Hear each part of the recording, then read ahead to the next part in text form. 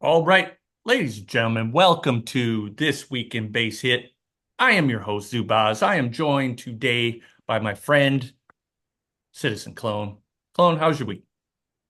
All right, how you doing, man? I was very calm there. Calm Looking at your intro.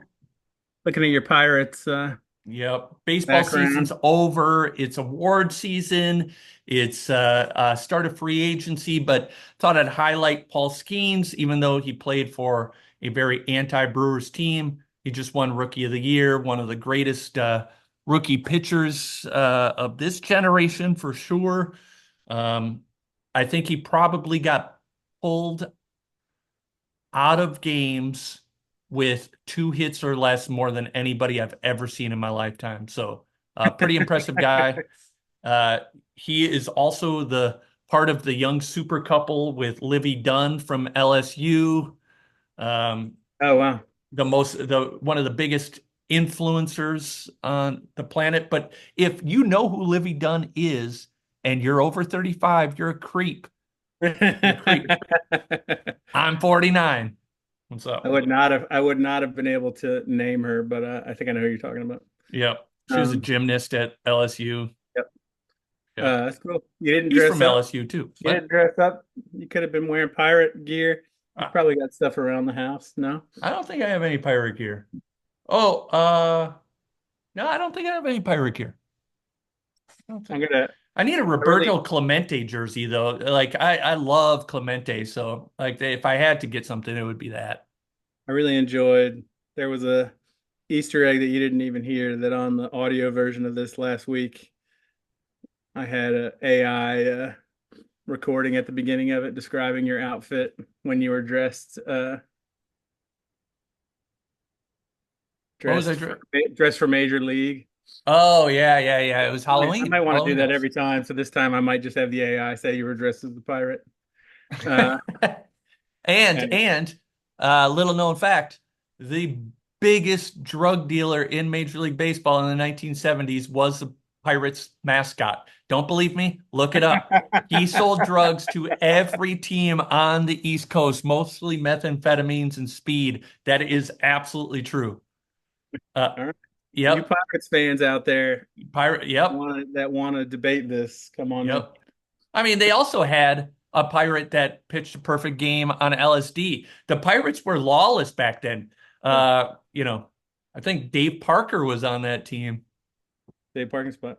Dave Parking spot. Yeah. Now that the Willie Stargell, Dave Parker, those were some crazy teams, man. Yep. I uh I got nothing. That's Uh, generally our transition over when I got nothing. I was thinking about I'm going back to my 30-year-old. I like the late '80s teams that were coming together. Andy Van Slyke and Bonilla and all John them Olerud. when they were all. I forgot about John Olerud. Olerud, Yeah. man. Those cards, those tops cards are really awesome. But Yep. we were having a Who putting it was on. their, We were wait, wait, having wait, before you okay. move on, who was their best starting pitcher during that time? Who? Oh man, maybe I almost see their. I might have just broken our game or our podcast. 1987. There was. Dude, Can't look it up. We gotta look it up after. yeah. Uh, This is the test. Jar. I don't know. Is Jar put out an episode recently? he Jar, give needs us to the get top more five. consistent. Give us the top five war pirates. Jar. In Yeah, 10 guesses. 10 guesses without looking it up. Can you get the top five pirates? we wouldn't have gotten it. They weren't very good. Okay. Mike Bilecki, No, we Pat wouldn't have. Clements, Jose De Leon. Yeah, Okay. no, that was not a great pitching team. Never mind. I'm glad I looked it up. We wouldn't have figured it out. So before this conversation, we were getting into Oh, another Rick Roden. baseball That's conversation. who it was. Rick Roden. Yeah. Yeah. Sorry. Go ahead. Go ahead. That's a Sorry. Sorry. good no, that's a good baseball name. Rick Reichel and Rick Roden. Yep. I think Royshel, who went to the Giants later, or were you saying he was ready with the Giants? Doesn't matter. No, he We're was with the moving on. Pirates that year. We were talking players playing out of position before this. This has Our become inside kind of like a baseball big conversation. topic of discussion behind the scenes is like people playing out of position and the transparency there within, like knowing like, you know, I what those think, moves create. yeah, and I think it comes up every so often. I think personally, I think like that's one of the harder parts of our game. Talking about playing defensive players out of their normal position and what the impact is. I think new people coming in pay more attention to position than existing players, um, because they assume that when you're trying to fill the third base slot, you should put a third baseman there, which makes a lot of sense to me. But they don't realize that we have the sliding scale of penalties, and that it's actually a lot more fluid than it seems. Yeah. Personally,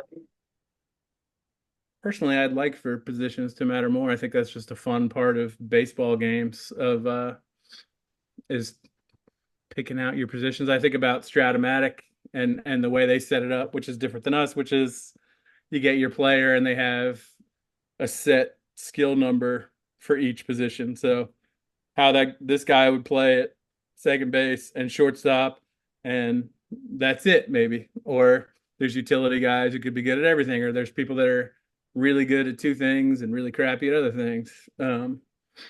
And that's something that I think would be cool. Yeah, I think that's fun. And some people that just aren't built for certain positions at all. Like we before this, we were talking about like left-handed catchers and MLB. That's just not a thing. That doesn't mean it can't be a thing in base hit, but like we could have some consideration for people like a guy that comes up as a catcher with high range. Should you really be able to play him in center field? Like that. Yeah, Like we don't want it to be an MLB emulator, but we do want there to be some rationale to why people are in the positions they are in. yeah. And I mean, I think it's You and I interesting. play it different. We play our teams Oh, different because you totally said different. that you're so I play people out of position all the time. And I think that you don't like it. I don't like it. I much rather, and that's why I was glad, like when we could permanently change positions in the low minors, because as soon as they get into my team, like there's nothing I hate more. I want to build a team and I want to have my catcher that's like my like Yadier Molina type catcher that I know he's a catcher. He's always going to be a catcher. And I want to fill the positions as they lie. I do, though, have shortstops that I play at second base, but that's normal. That's what you would do. You'd move some of that around. But like the idea of like converting catchers into right fielders, maybe that's not a great example because that does happen occasionally, but I prefer not to do that as much. I want to have the option to do it, but I don't want there to be as much value in it as I think can be Well, created. yeah, we made a change where we stopped people from being able to convert to catcher, and some people don't like that. But I feel like we have an extreme amount of fluidity and flexibility in our positions, and the fact that that's like the only limit The that we only have. restriction, I don't yeah. know. And Um, I don't actually like having a ton of restrictions on the game. I just want there to be consequence and like for you to be transparent in what the consequence is. yeah, and well, yeah. I mean, when you're talking about restrictions, though, I don't know. I mean, it's different. This is the whole thing about games. Like, I think we talk about hard cap, soft cap. Like, having to make decisions and having limits can be interesting parts of games, in my opinion. So Oh, for idea, sure. the idea of you could have a game where it's just you're picking your nine best batters and then you just put them wherever to play, but Yeah, having to make the decision between their value at the different positions and not and dealing with their limitations and everything else. And we're just nobody can complain that we're not flexible enough on defense. We're so flexible. But super the reason it flexible. even came up in the first place is because I think new people coming in, they don't know how flexible it is.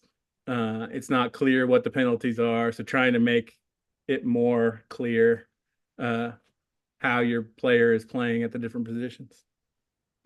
How much do you think you were talking about I don't know. I haven't done any research on it. How much players are played out of position? Like Oh, I bet I've got three guys playing out of position on most of my team at any given time. I bet I have one on every team all the time, just out of pure necessity. But usually it's like I said, it's usually a second baseman to a center fielder type thing, where it's It's not like always more than a one position move, maybe two positions, second baseman to a third baseman, something like that. But like like it's most of the time it's people going towards easier positions. yes. Actually, that's a good conversation to have. Is like of all the out of position moves in the entire game, what percentage do you think are to a harder position? Like first base to third base type thing. Like just take a wild guess. What percentage do you think it would be of all the position? Permanent changes No, playing no, out of no, no, no, no, no. Just like people playing out of position. oh, Of all the people playing out of position, what percentage are going to a harder position? That's a great question. I have absolutely no idea. I I'll want dig into everybody it. listening to take a guess on this. I'll dig into it after this. Uh, I have a guess. what do you I think it's probably 18.2%. got? I was gonna say 20%, but I wanted to get real specific. So in Okay, case it I'll look it up. happens, we can start I'll look calling it me up. Zubaz Damas. I do Uh, know. Yeah, that sounds good. I do Zuba know. Like Damas. looking at. Well, it used to be that there was the automatic position changes. We got rid of that. But there is that tendency of like all the players as they get older to all start moving down the chain, right? I need to look at that. But how many shortstops are still playing shortstop when they're 33 and 34? I don't know. Oh, All of this yeah. needs to be checked against. Actually, that's something I do pretty often where I have like a my like stalwart generational shortstop. When he gets to be 33, if his bat's still there, like he'll move into either second base or left field or something, depending on how much he's dropping. That's Uh, pretty common. I need to actually do like that part of the game. need Yeah. to do some real world research to see how much Hey, these people are. let me throw one at you that we have never talked about before, and it just dawned on me now. And there's nothing more annoying than looking at the draft list and seeing shortstops with 34 range, right? Like, what do you think about the idea? And I'm not saying we're doing this to people listening, we've never talked about it, I'm just throwing it out. But what if like shortstop has a higher floor than others for the draft list, where it's like there's no shortstop coming out below 50? I think some of that is already built in, but yeah, but it's minor. Yeah. Um, yeah, I mean, I hear what you're saying. There are, I mean, there is a rank. If everybody is good at shortstop, Not good, but just like there's no way there's no 34 range shortstops. yeah, I hear what you're saying. If we make everybody better, then the first thing is that you need to increase what it would take to be a good shortstop. If we get rid of the 34s, if the median number is whatever, it's higher, then Yeah. your shortstop that's a 70 is not going to be as good as he was. This Uh, this gets but into also that. like there's the range of like shortstop. I think it was built in originally, like the range of actual shortstop quality in Major League Baseball. Like there's good shortstops and bad shortstops. I mean, I But don't there's know. no 34 range shortstops. But what is 34? What is 34 range? I mean, this is a whole other thing. It's like, That would be what's like 34 Kyle range pay Schwarber off? playing shortstop. Okay.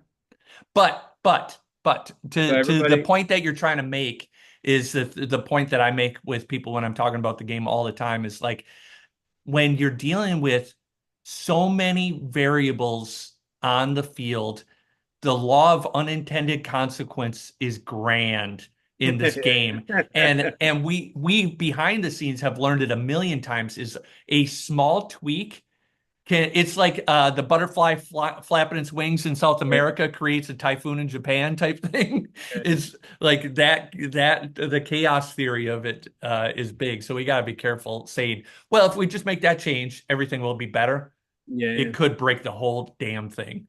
We have bigger changes that we want to make to this, and it's just again, it's just conversation. Yeah. The main thing up front is making the actual way that it works be visible to new people, understandable in an easy way. But Yep. there's other big changes. I mean, Mike wants to, make a catcher defense matter more in various different ways, and there's so many different things that we can do. But in terms of the actual